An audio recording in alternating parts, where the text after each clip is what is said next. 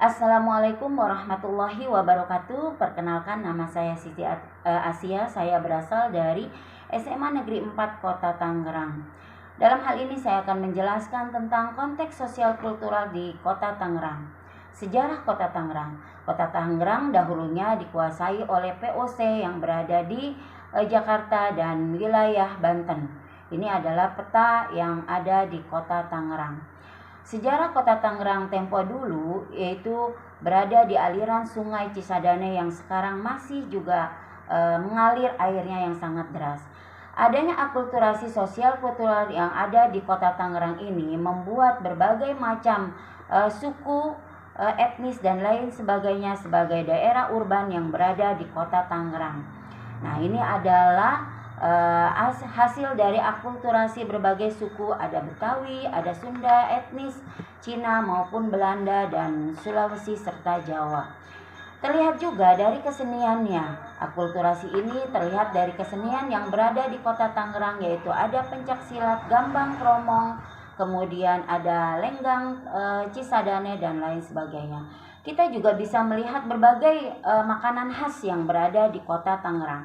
Makanan khas ini berasal dari berbagai daerah dan yang berada di wilayah Kota Tangerang, yaitu ada gecom atau toge oncom, sayur besan, nasi sumsum dan lain-lain. Nah, dari makanan daerah ini kita bisa melihat bahwa kekuatan konteks sosial kultural di Kota Tangerang sejalan dengan pemikiran Ki Hajar Dewantara, yaitu akulturasi dan asimilasi di berbagai etnis yang ada di Kota Tangerang ini, baik dari dalam kota maupun dari luar negeri, memberikan dampak yang sangat positif bagi masyarakat sekitar.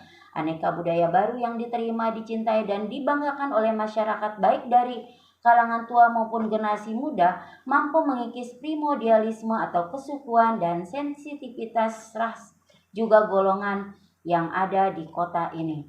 Nah, hal inilah bergantinya kebudayaan itu menjadi akulturasi dengan semakin tumbuh subur dan menjamurnya rasa memiliki dari seluruh lapisan masyarakat.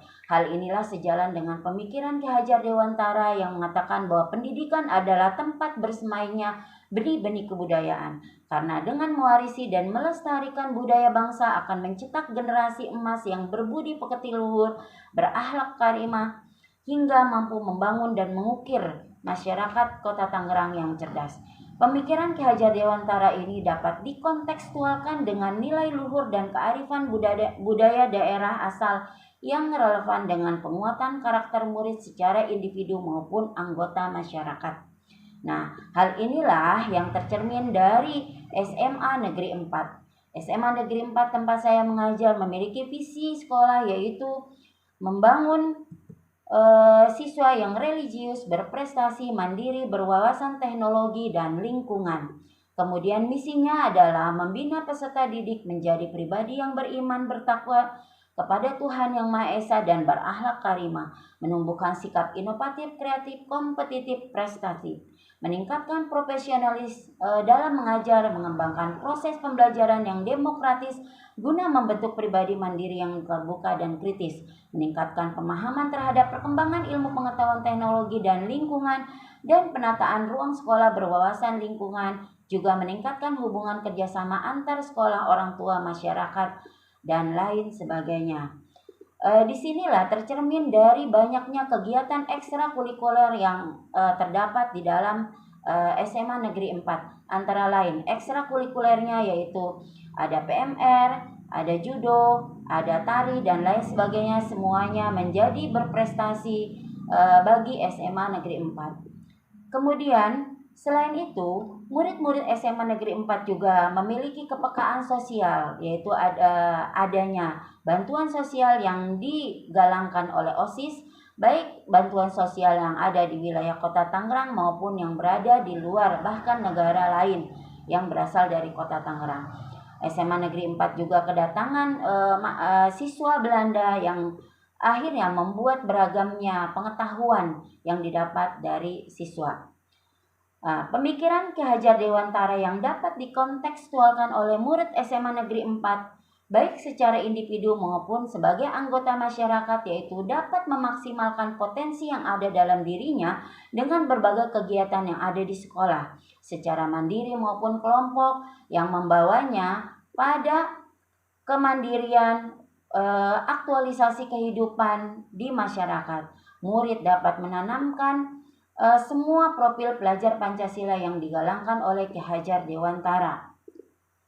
Kemudian ini antara lain profil pelajar Pancasila, yaitu beriman bertakwa kepada Tuhan Yang Maha Esa, berkebinekaan global, bergotong royong, mandiri, bernalar kritis, dan kreatif. Satu kekuatan pemikiran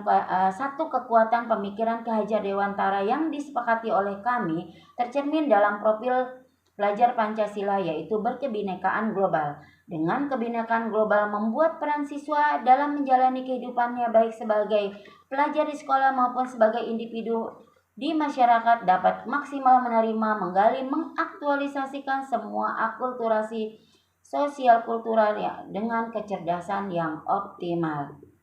Nah, dengan kebinekaan global membuat peran siswa dalam menjalani kehidupannya baik sebagai pelajar di SMA Negeri 4 maupun sebagai individu di masyarakat dapat dengan maksimal menerima, menggali, mengaktualisasikan semua akulturasi sosial kultural dengan kecerdasan tinggi, berpikir kritis dan kreatif, juga inovatif yang berlandaskan budi pekerti luhur sesuai dengan kodrat alam dan kodrat zamannya.